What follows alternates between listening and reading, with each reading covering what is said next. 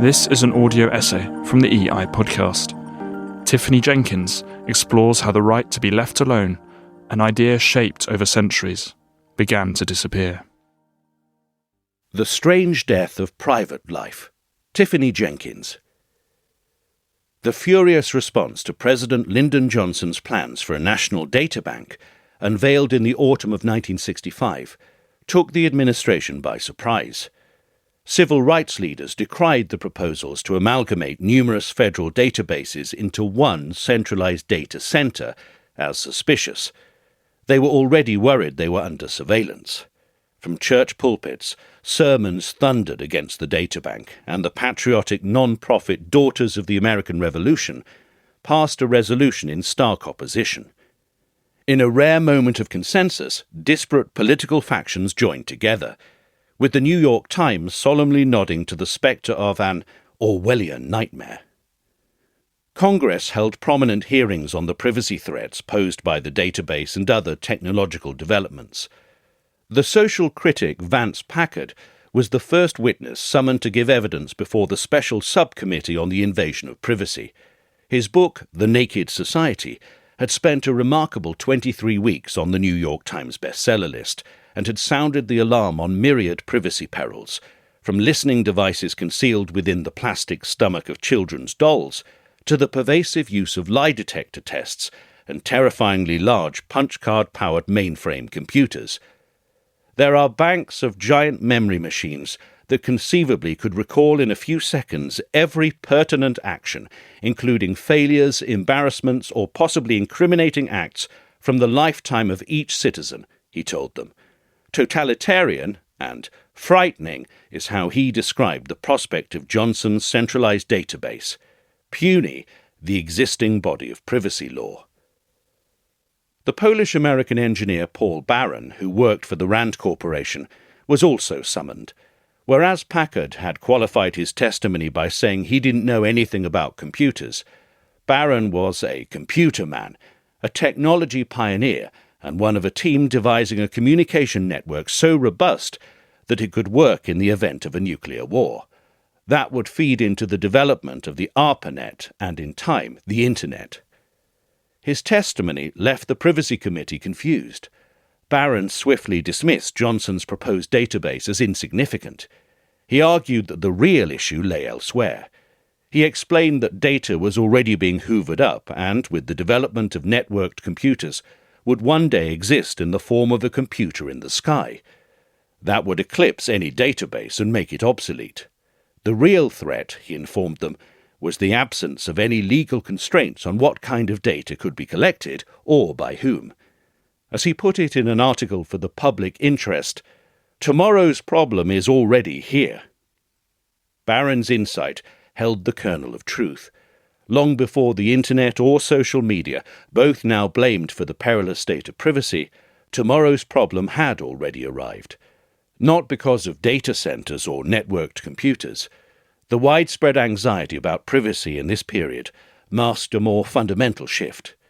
For deeper reasons that eluded headline writers and policymakers, the nature of privacy was changing, and the private sphere was under threat. The late 1960s saw a feverish discussion about imperiled privacy on both sides of the Atlantic. Is privacy dead? Fretted the cover of Newsweek, revealing the unsettling possibility that bugs could assume the guise of inconspicuous olives, discreetly infiltrating a martini in a darkly lit bar. The era's pervasive paranoia about eavesdropping found vivid expression in cinematic form in The Conversation. Gene Hackman's portrayal of the enigmatic private investigator Harry Call, who grappled with the treacherous trap of accepting auditory information at face value, revealed the unsettling truth that what you overhear isn't always as it appears. In tandem with their American counterparts, the British began to grapple with emerging threats to privacy. No private conversation left in Great Britain that cannot be overheard, declared a headline in the Sunday Graphic. The London Illustrated News raised the alarm over the disturbing possibility of bugging devices hidden in matchboxes, cigarette filters, and even sugar cubes. A fag and a cup of tea, the national drink, would never be the same. So great was the clamour of concern in Britain that after Parliament debated a right to privacy 13 times, on the 13th of May 1970, the Labour Home Secretary James Callaghan appointed the first official inquiry in Britain into privacy. Sir Kenneth Younger, a former Labour cabinet minister, was designated chairman. That such official inquiries are often a way of sidelining a problem belies the significance that the Committee on Privacy was considered necessary at all. Historically, the British character had a reputation for reserve. The British spirit, the Austrian physicist Erwin Schrödinger had observed during a 1950s BBC radio broadcast, was distinguished by a deep reluctance to intrude unnecessarily into a man's privacy. Times appeared to have changed. Paradoxically, at the same time as privacy was the subject of a national debate in the corridors of power, it was enthusiastically relinquished and challenged. Amid the growing fears about Orwellian databases and inanimate objects like olives and sugar lumps eavesdropping on private conversations, citizens in both nations were actively invading their own privacy and vilifying the sanctity of the private sphere. In 1973, An American Family, a 12-hour documentary series on PBS that chronicled 7 months in the lives of the William C. Louds, an upper-middle-class family, aired to massive ratings. It was, in effect, the first reality TV programme. The producer, Craig Gilbert, chose a family from the many who volunteered, whose lifestyle was like those portrayed in popular sitcoms such as The Brady Bunch. Gilbert wanted to get underneath the veneer, to reveal the unvarnished truth of the idealized life. Inevitably, participating in the show subjected the family to significant public scrutiny, as the media rushed in to dissect their shortcomings. "Their shopping carts overflow, but their minds are empty," sneered Newsweek, describing the Louds as affluent zombies. The New York Times, in its critique, portrayed Lance, the 20-year-old son who was the first openly gay person to be depicted in a family context on American television, as a pathetic court jester, a Goya-esque emotional dwarf, his homosexuality leech-like. It was brutal and unforgiving. 1 year after the airing of An American Family, the BBC ran its own 12-part observational series, The Family, credited as Britain's first fly-on-the-wall documentary. The intention of the producer, Paul Watson, was to make a film about the kind of people who never got onto television. The documentary makers spent 2 months with the chosen family before filming them for 18 hours a day for 3 months. They even had their own key to the front door. This series is going to be a tremendous intrusion into your privacy. We will film everything, Watson reminded the mother, Margaret Wilkins, in the first episode. Across a blue Formica table, surrounded by her husband and 4 children, she nodded, replying that they were enthusiastic about that because it gives us a chance to portray ordinary people, if you like, instead of actors and actresses on the screen, with beautiful kitchens, nothing out of place, no dirty pans, all sparkling. Well, people's kitchens aren't like that. Giving up their privacy would reveal the authentic truth behind glossy appearances. It would be real life.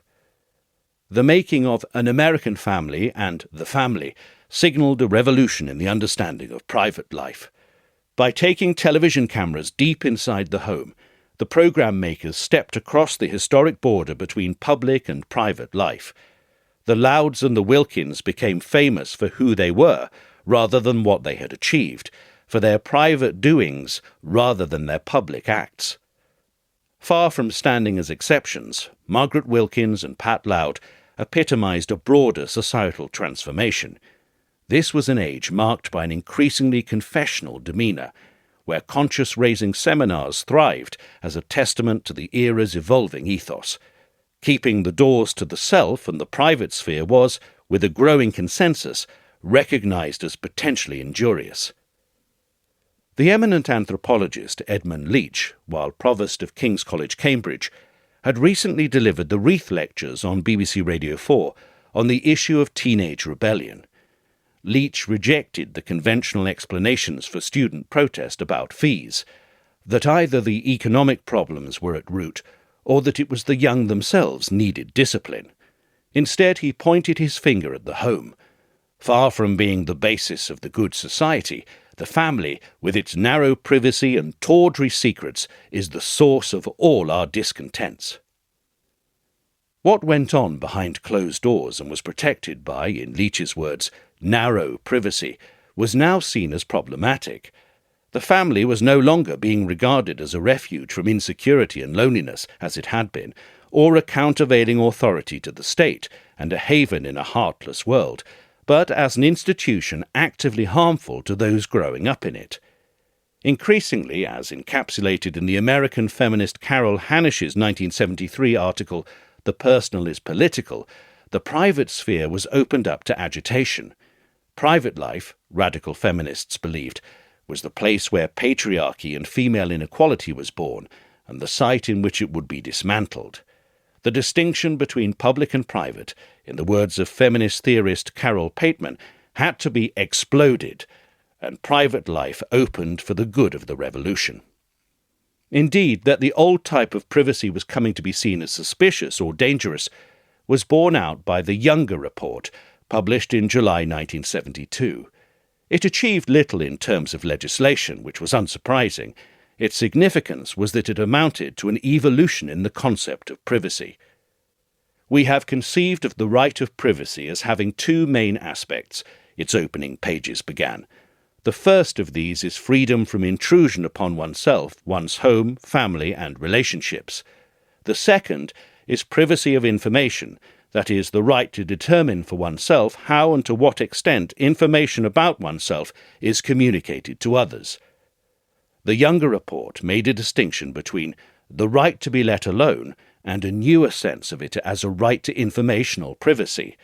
There was a bifurcation in definition. Privacy is a protean concept. Its meaning changes depending on the historical and cultural context. As a 17th century preacher reminded his flock, the murderer and the adulterer are alike desirous of privacy. It is not always considered a social good, but from the late 17th to the 19th century, privacy had come to be thought of as a necessary space free of interference from religious and state authority, and the right to retreat from public scrutiny. By the 19th century, privacy was held up as a sacred value required by the modern self. As two Bostonian lawyers, Samuel Warren and John Brandeis, argued in the most famous article in privacy history, The Right to Privacy, published in the Harvard Law Review. Warren and Brandeis called for a right to be let alone, to defend the sacred precincts of private and domestic life from the invasion of the public world. The intensity of modern life attendant upon advancing civilization, they lamented, have rendered necessary some retreat from the world, and man, under the refining influence of culture, has become more sensitive to publicity, so that solitude and privacy have become more essential to the individual. The Victorian idea of privacy was tied to the private sphere, which was close to being worshipped. Come the late 1960s and early 1970s, that idea of privacy held rhetorical purchase, such as when, in a national radio address in the spring of 1974, President Nixon, somewhat ironically, considering the Watergate scandal that would force him to resign in August of that same year, called for new privacy rights. In the first half of this century, Mr. Justice Brandeis called privacy the right most valued by civilized men. In the last half of this century, we must also make it the right that is most protected. As evidenced in the response to Johnson's proposed database and the anxieties about eavesdropping, something else was being described in this period in the language of privacy. There was a concern with privacy threatened by technology, but not the self-invasion of the private sphere or the intrusion into it. One reason for this development is because of public attitudes. Research commissioned by the Younger Commission discovered a generational divide over the concept of privacy. Those aged 45 and over described privacy as keeping your own private affairs to yourself, other people minding their own business, and freedom from nosy Parkers. The home, for them, was still a castle. They strongly defended the borders of the private sphere. They sounded like Warren and Brandeis. The generation that came of age in the 1960s and 1970s was much more likely to define privacy as leading your life as you want to lead it, doing what you like at home, and living as you want to. There was no mention of a right to be let alone for this cohort.